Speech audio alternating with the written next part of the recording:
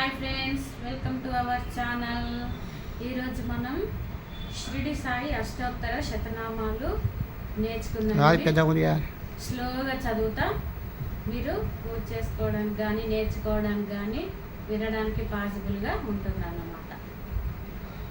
ఓం సాయినాథాయ నమః. ఓం లక్ష్మీనారాయణాయ నమః. ఓం రామకృష్ణ మారుత్యాదిరూపాయ నమః. ఓం శేషసాయినే నమః. ఓం గోదావరి తట షిరిడివాసినే నమః. ఓం భక్తహృదయాయ నమః. ఓం సర్వహర్ని లయాయై నమః. ఓం భూతవాసియై నమః. ఓం భూతభవిష్యద్భవ వర్జితాయ నమః. ఓం కాలాతీతాయ నమః. ఓం కాలాయ నమః. ఓం కాలకాలాయ నమః. ఓం కాలరాత్రియే నమః. ఓం కాలదర్పధమనాయ నమః. ఓం మృత్యుంజయాయ నమః. ఓం అమృత్యాయ నమః.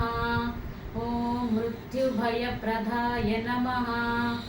ఓం జీవాధారాయ నమః. ఓం సర్వాధారాయ నమః. ఓం భక్తావన సమర్థాయ నమః. ఓం భక్తావన ప్రతిజ్ఞాయై నమః. ఓం అన్నవస్త్రదాయ నమః. ఓం ఆరోగ్యక్షేమదాయ నమః. ఓం ధనమాంగళ్యదాయ నమః. ఓం బుద్ధిసిద్ధిదాయ నమః. ఓం పుత్రమిత్రకలత్రబంధుదాయ నమః. ఓం యోగక్షేమమవాహాయ నమః. ఓం ఆపద్బాంధవే నమః.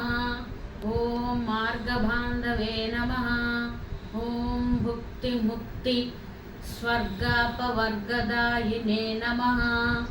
ఓం ప్రియాయే నమః.